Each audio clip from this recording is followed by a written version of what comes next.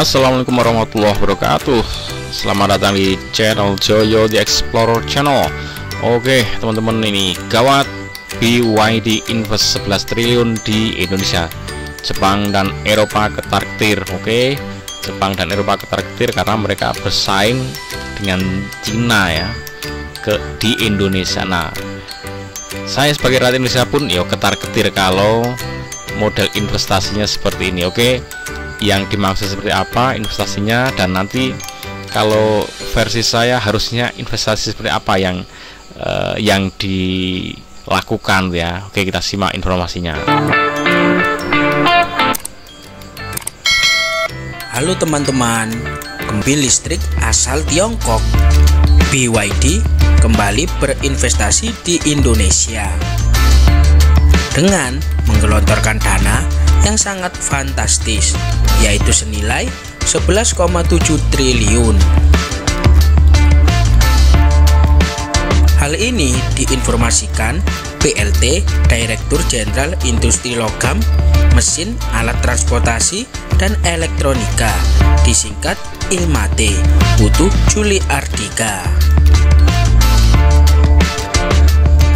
Menurutnya, investasi ini untuk meningkatkan kapasitas produksi kendaraan elektrifikasi yang mencapai 150.000 unit per tahun.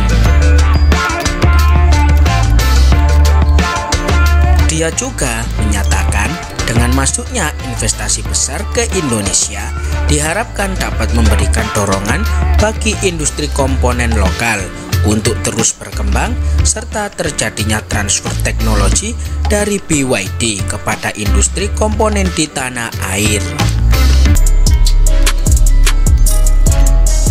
Sementara itu, Direktur Departemen Administrasi BYD, Andi Lin, menuturkan keputusan untuk berinvestasi di Indonesia merupakan bagian dari strategi global BYD.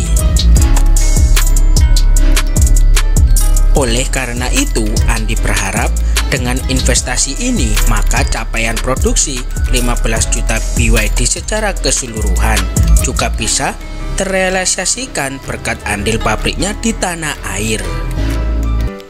Nah, itu yang saya maksud.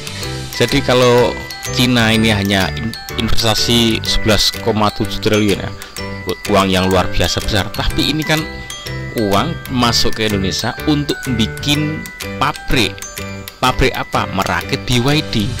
Jadi pabriknya Cina yang ada di Indonesia. Investasi seperti ini kalau saya no ya, nggak menarik belas ya. Nah, yang menarik itu apa? Yang menarik itu kalau Indonesia, aku mau bikin mobil digarap oleh PT Pindad. Nah, kamu mau investasi? Oke, kalau mau investasi silahkan. Nah, nanti investasi Cina atau manapun investasi, kemudian dibuatlah kendaraan mobil produk Indonesia. Nah, setelah jadi mobilnya dijualnya bisa dijual di Indonesia, bisa ekspor ke luar negeri. Semakin bisa ekspor semakin keren karena ini produk sudah jadi, bukan bahan baku ya. Nah, nanti dari penjualan itu para investor tadi dapat bagiannya, itu baru keren. Tapi kalau investasi yang tadi itu mereka gelontorkan uang untuk bikin pabrik mereka di Indonesia. Ini justru keuntungan bagi mereka karena apa? Bisa membuat bisa memiliki pabrik di Indonesia.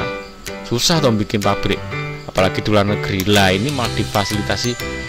Oke, bikin aja pabrik di tempatku. Bikin pabrik.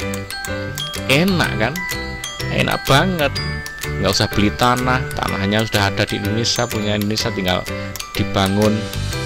Kemudian tadi dikatakan jelas untuk mempercepat produksi BYD karena pabriknya pun sudah ada di Indonesia. Ini lagi-lagi masih punya Cina. Oke teman-teman, jadi itu yang ingin saya sampaikan. Kalau investasi yang model gitu, nggak setuju kalau saya. Jadi kalau mau investasi ya tadi udah kita bikin mobil sendiri, Pindad atau mobil apa, dinamakan apa, mau SMK dihidupin lagi juga boleh, nggak masalah. SMK dihidupkan lagi, digarap. Kan berat mau bikin mobil SMK kan, biaya mesti besar. Nah, biaya besar tadi dengan investasi mereka ke sini, kita harusnya cuman bisa bikin mobil misalkan cuman bisa bikin 500 dalam 1 tahun.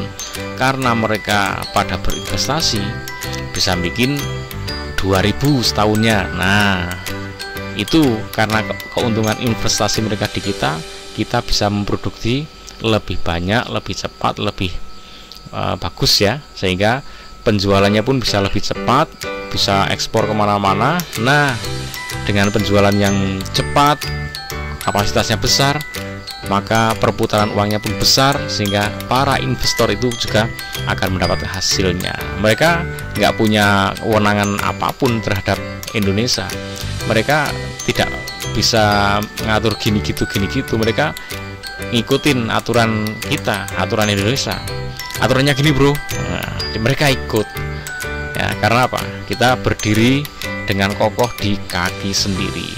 Oke teman-teman, harusnya ke depan ya model-model investasinya ya kayak gitu, nggak model investasi yang mereka dengan leluasa bikin pabrik mereka apapun, entah ban, entah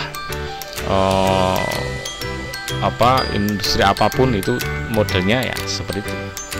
Tidak mereka bikin pabrik, nah malah mereka gratis kan punya pabrik di Indonesia dengan gampang gitu kan, udah diopeni, diurusi surat-suratnya, diurusi semuanya dilayani oleh Indonesia. Mereka tinggal melemparkan uang saja udah jadi punya pabrik.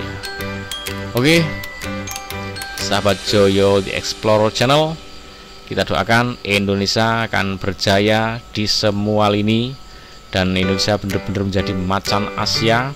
Indonesia benar-benar bisa berjaya dan kemakmuran bisa dirasakan oleh seluruh bangsa Indonesia. Assalamualaikum warahmatullahi wabarakatuh.